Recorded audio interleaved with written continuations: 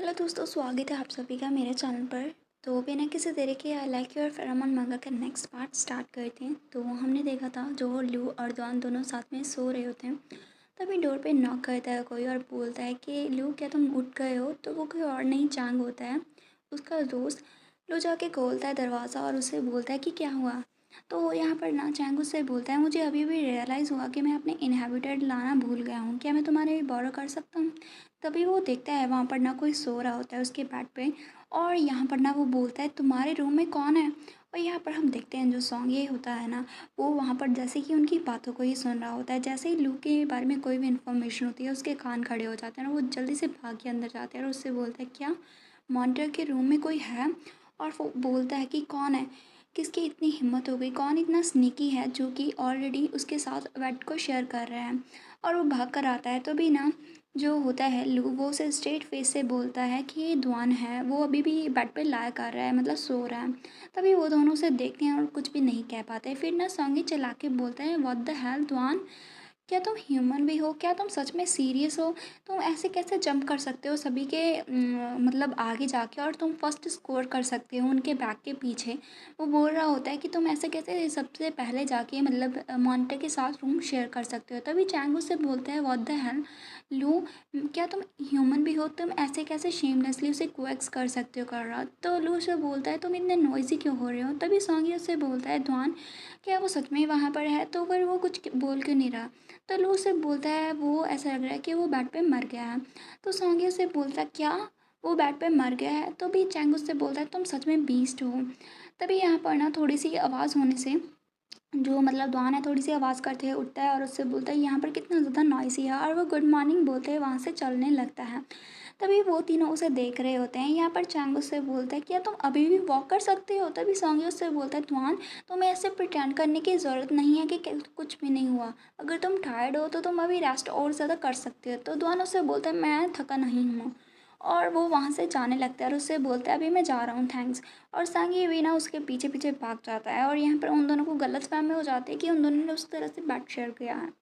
तभी लू से बोलता है जो इनहेबिटर है ना वो बेड साइड टेबल पे हैं, तो जाओ जाकर ले लो। तो चैंग उससे बोलता है लू डॉग, क्या तुमने, वो उसे पूछने ही वाला होता है। तभी लू से बोलता है नहीं, हमने सिर्फ सोया था, हम दोनों सिर्फ ने मतलब बेड शेयर किया था और कुछ भी नहीं हुआ है हमारे बीच में।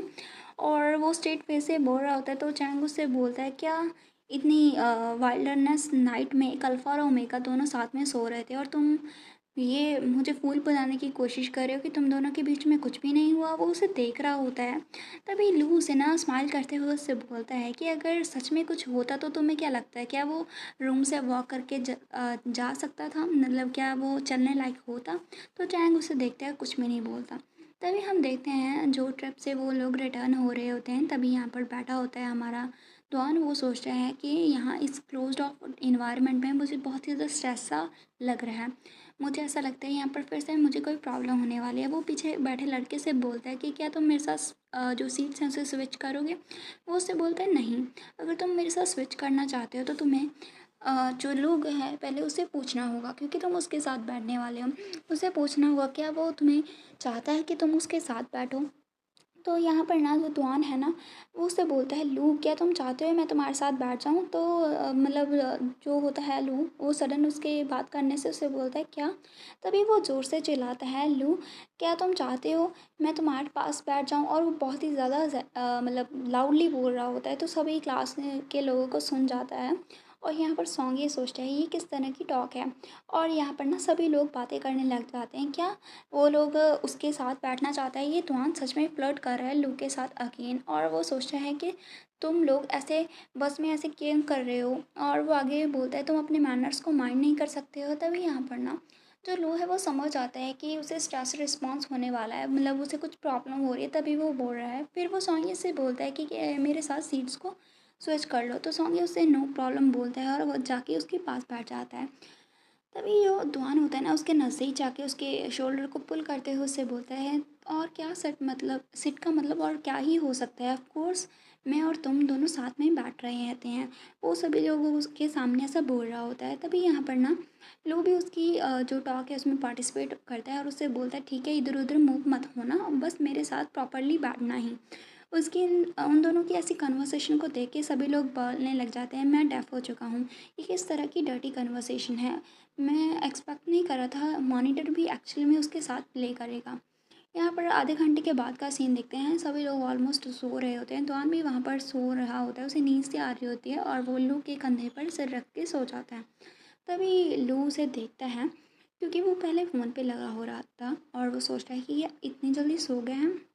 तभी पीछे से वो जो लड़का था ना, वो उसे बोलता है लू से कि क्या अभी टुनाइट में कोई भी क्लास नहीं है, तो क्या तुम हैंग आउट करने जाने चाहते हो। तो लू से बोलता है तो अपनी वॉइस को लोअर करो, तो वो ओके बोलता है और उससे बोलता है शिया का बर्थडे है और वो चाहती थी कि क्या तुम ड्रिंक करने के लिए चलोगे, यहाँ पर ब्यूटीफुल गर्ल है, मुझे लगता है वो तुम में इंटरेस्टेड है, वो उस तरह से इंटरेस्टेड है, तुम समझ रहे हो ना। तो फिर ना लू से बोलता है कि क्या वो जो इंसान अभी मेरे शोल्डर पर बैठा हुआ, मतलब सिर रख के बैठा हुआ है, क्या वो उससे ज़्यादा प्रीटियर है।